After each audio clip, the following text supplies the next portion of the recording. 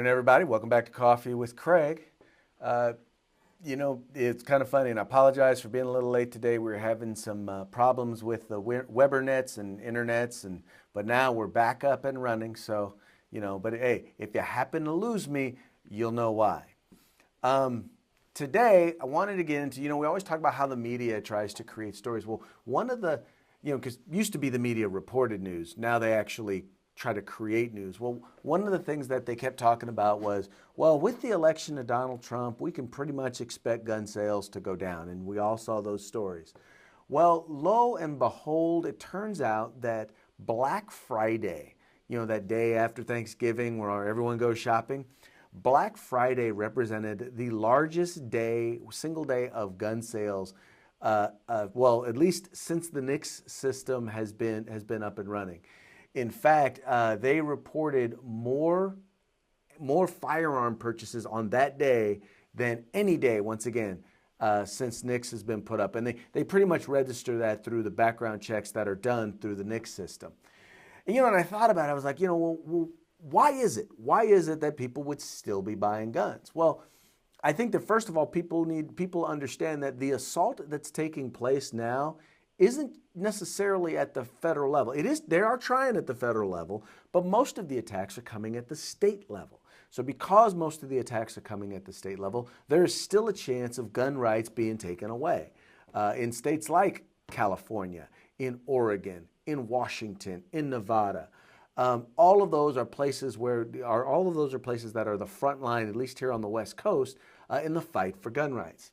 And I think with that, and this leads to number two, people who have kind of been on the fence, maybe they're supporters of the Second Amendment, they believe in the Second Amendment, but they never actually bothered to actually go get a gun. Well, with all of the talk, with everything that's been going on, well, now they're thinking, well, just because Trump is president doesn't mean that I don't still have a risk of losing my gun rights. So I better use them now while I still got them. So that's actually pushing up and increasing the number of gun owners. Now, the other thing, and this is something that's actually interesting because the left has been pushing this narrative that, well, people of color and minorities are so scared of Donald Trump and they're so scared of, these white supremacists that are, that supposedly, quote unquote, support Donald Trump, that they're going to go out and they're going to go buy guns in order to defend themselves. And, I thought about it, and while there may be some of that, the reality is this, is that people on the left, people who normally don't support libertarian or conservative causes, those individuals are still people who believe in gun rights. They remember that it was the NRA during Reconstruction that helped to make sure that African American black freed slaves were able to defend themselves. It's groups like the NRA that actually stood up and made sure and supported groups like the Deacons of Defense, the Deacons of Defense were actually the ones who helped protect civil rights workers and civil rights leaders in the South. That's the thing, is that so people who traditionally, the Black Panthers, I know some of y'all may not want to believe that you have something in common with the Black Panthers, but the Black Panthers also believed in the right to defend themselves. Malcolm X believed in the right for him to be able to defend himself, or for people to be able to defend themselves and use the Second Amendment in that light. And so, with that, I think that those individuals are in fact emboldened. I remember one time I told a legislator, he was like, well, you don't really need guns because, well, the government, we're here to basically he said, we're here to defend you and to take care of you. And I told him, I said, the only reason that law enforcement doesn't point their guns at me is because you haven't told them to. And that's the challenge, is that people who are in a tyrannical government don't see it as being tyrannical because they're the ones running it. Well, what they don't understand is that there's always an inherent distrust of government. And it's healthy to have an inherent distrust of government. And as the party switches who's in the White House, then the distrust shifts. Some people start to trust our president a little bit more. And some people start to distrust our president a little bit more. And so those individuals who tend to have that attitude, who tend to maybe not necessarily trust government or trust our president, well, those individuals still believe, many of them still believe in the right to keep and bear arms, and they want to be able to defend themselves. And that's probably the reason why. Anyway, those are just my thoughts on it.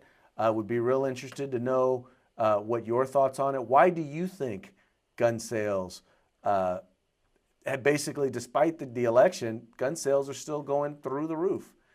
Let's see. Will we have a legal carry right in New Jersey?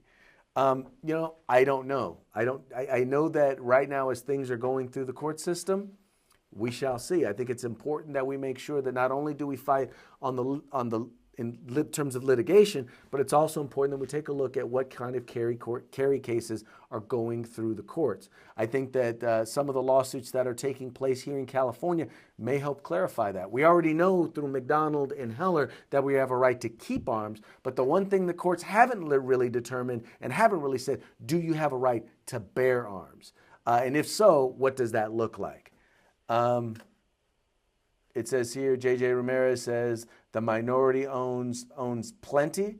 Yeah, probably so. I believe that there are a lot of gun owners out there that people, I believe that the one thing I've known in my experience is that, there are gun owners of all types. Now, what I found is my friends who are gun owners on the left, they tend to be the ones who come up and whisper. Because they know what I do for them. They'd be like, I like guns. I own guns. Like they don't want anybody to know, right? Like it's their little secret. Like they're afraid that I might out them. But anyway, so that's their point. Because in 4 to 8 years it will happen again. The ball has already started rolling. Oh, I'm not sure. I'm sure that's probably a response to someone else.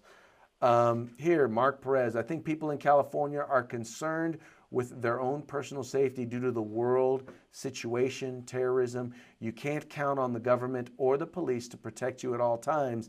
It is your own personal responsibility and right, and that's why so many farms are being sold and will continue to do so.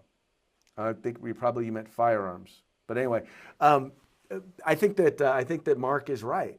The fact is more and more people realize that I am my own first responder. Whatever the emergency is, whether it's medical or whether it's public safety, whether it's a crime, I am my own best first responder. Oftentimes, law enforcement is minutes away when seconds matter. And so, I just think that more and more people are kind of getting that idea. More and more people are getting and understanding and believing once again in the right to be able to defend themselves. Because it's not just a constitutional right. It's a fundamental human right. Let's see.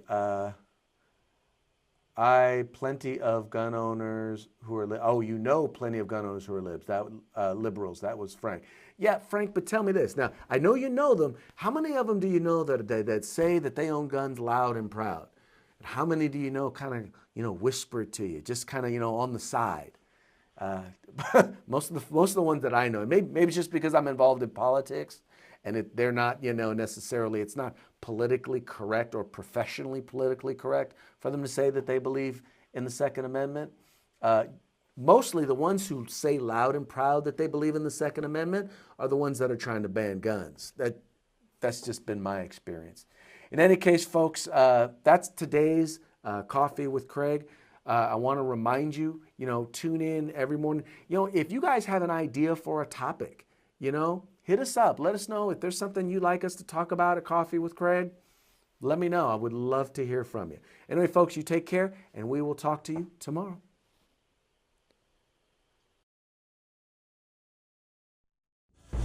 If you like these updates, please share them with your friends and subscribe to our YouTube channel.